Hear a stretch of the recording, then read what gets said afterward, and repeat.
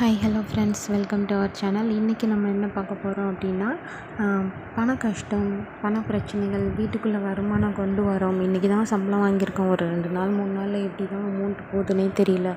கடன் மேலே கடன் வாங்கிட்டே இருக்கோம், கடன் அடைக்கிறதுக்கான வழி தெரியவே இல்லை. இப்படி நிறைய பேர் புலம்புறத நம்ம பார்த்துருக்கோம். ஸோ நம்ம வாழ்க்கையிலையுமே கஷ்டம் வந்திருக்கோம். நானுமே நிறைய கஷ்டப்பட்டிருக்கேன். நம்ம அப்போல்லாம் என்ன பண்ணுவோம் அப்படின்னா, எங்கள் பாட்டி அவங்கனா என்ன பண்ணுவாங்க, எனக்கு சொல்லிக் கொடுப்பாங்க. என்ன அப்படின்னா, நம்ம ஒரு நல்ல காரியம் ஏதாவது செய்கிறோம், தொழில் தொடங்குறதாகட்டும், கல்யாணம், ஏதாவது ஒரு நல்ல காரியம் ஏதோ ஒன்று செய்ய போகிறோம்னு வச்சுக்கோங்களேன். ஒரு கோயிலுக்கு போகிறது கூட நல்ல காரியம் தான். நம்ம ஒரு கோயிலுக்கு காலையில் கிளம்புறோம், இன்றைக்கி நம்ம ரொம்ப நாளாக பிளான் பண்ணிகிட்டு இருந்தோம் ஒரு கோயிலுக்கு போகிறோம் அப்படின்னா, நம்ம வாழ்க்கையில் என்ன ஒரு நல்லது நடந்தாலும், இல்லை நம்ம இன்றைக்கி திடீர்னு ஒரு கஷ்டத்தை சந்திச்சிட்டோம், என்னன்னே தெரில, இன்றைக்கி ஒரு மெடிக்கல் செலவாகிடுச்சு, எனக்கு இது எதிர்பார்க்கல, இல்லை ஒருத்தருக்கு நான் கடன் கொடுக்க வேண்டியிருந்தது, இன்றைக்கி நின்ன நிலைமைக்கு என்கிட்ட இருந்த காசை மொத்தமாக வாங்கிட்டு போயிட்டாங்க. ஏதோ ஒன்று மன கஷ்டமோ ஏதோ ஒன்று.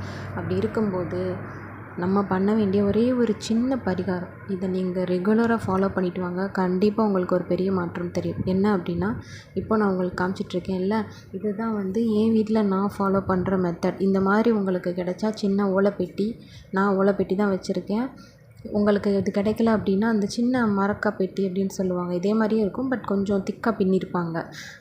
அது கடைகள்லேயுமே கிடைக்கும். கோயில் சைடு போனீங்கன்னா அந்த சின்ன ஓலைப்பெட்டி மாதிரி நிறைய கடைகளில் டிசைன் பண்ணிலாம் கூட விற்கிறாங்க. சின்ன மரக்கா பெட்டி அப்படின்னு கூட சொல்லி வாங்கலாம். அந்த மூடியோடு இருக்கும்.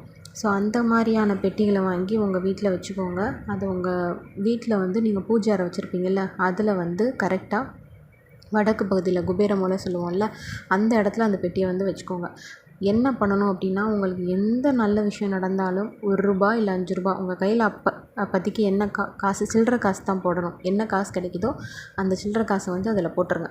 இல்லை உங்களுக்கு ஏதாவது கெட்டதாக நடக்குது, ஏதோ மன சங்கடமாக, ஏதோ ஒரு கஷ்டம், வீட்டில் சண்டையாக கூட இருக்கலாம்னு வச்சுக்கோங்களேன். நீங்கள் எப்படி சாமி கும்பிட்றத அவாய்ட் பண்ண மாட்டீங்க. ஸோ அந்த டைமில் ரூபா நோட்டுக்கெல்லாம் இல்லைன்னா ரூ. 20 உங்கள் கையில் எவ்வளோ கிடைக்குதோ அந்த ரூபா நோட்டுக்கெல்லாம் கெட்டது நடக்கும்போது ரூபா நோட்டுக்கெல்லாம் அதை அந்த ஓலைப்பெட்டிக்குள்ளே போட்டுக்கோங்க. எது நினச்சி அந்த ஓலைப்பெட்டியில் போடணும் அப்படின்னா, சீக்கிரமாகவே இந்த ரூபா நோட்டுகள் எல்லாமே சில்லறையாக மாறணும் அப்படின்னு நினச்சிக்கிட்டு, உங்கள் குலசாமியை நினச்சிக்கிட்டு அதில் போடுங்க. நான் எங்கள் அப்பா வீட்டு குலசாமி நயினார் கோயிலில் நாகநாத சுவாமி, அம்மாவோடது மணப்பாக்கம் கன்னியம்மன். நாங்கள் மோஸ்ட்லி சின்ன பிள்ளையிலேருந்தே கன்னியம்மனையே ரொம்ப கும்பிட்டுட்டு வந்தனால, நான் இந்த ஓலைப்பெட்டியில் எங்கள் குலசாமி கன்னியம்மனை நினச்சி தான் காணிக்கை போடுவேன். இந்த காணிக்கை சேர்ந்துக்கிட்டே வரும். நான் எப்போ கோயிலுக்கு போக முடியுதோ, எப்போ கோயிலுக்கு போகிறேனோ, அந்த காசை, சில்லற காசு எல்லாத்தையும் எடுத்து சந்தோஷமாக போட்டுட்டு, எனக்கு இப்போ நான் அந்த ரூபா நோட்டு போட்டேன் இல்லையா, எனக்கு அந்த கஷ்டம் தீர்ந்துருச்சு அப்படின்னா, அந்த ரூபா நோட்டுகள் எடுத்துகிட்டு போய் கடையில் கொடுத்து சில்லறையாக மாற்றி வாங்கிட்டு வந்துடுவேன். பக்கத்தில் ஏதாவது கடையில் கொடுத்து கொஞ்சம் சில்லறையாக கொடுங்க அப்படின்னு சொல்லி அந்த சில்லற காசை கொண்டு சந்தோஷமாக அந்த ஓலைப்பெட்டிக்குள்ளே போட்டுருவேன். இப்படி பார்த்தீங்கன்னா, நான் கோயிலுக்கு போகிறக்குள்ள மோஸ்ட்லி ரூபா நோட்டுகள் கம்மியாக தான் இருக்கும். இது நான் அனுபவபூர்வமாக உணர்ந்த ஒரு விஷயம்.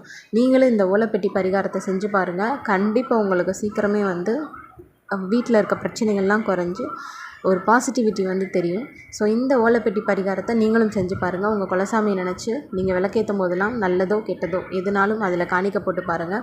கண்டிப்பாக நீங்கள் அடுத்து உங்கள் குலசாமி கோயிலுக்கு போகிறதுக்குள்ளே நல்லது நடக்கும். அப்படி குலசாமி இல்லை அப்படிங்கிறவங்க, உங்களுக்கு இஷ்ட தெய்வமாக ஒருத்தரை நினச்சி எப்பவும் மன கஷ்டம், அப்போ சில பேர் முருகரை வேண்டுவாங்க, சில பேர் கருப்பசாமிலாம் கூட வேண்டிப்பாங்க.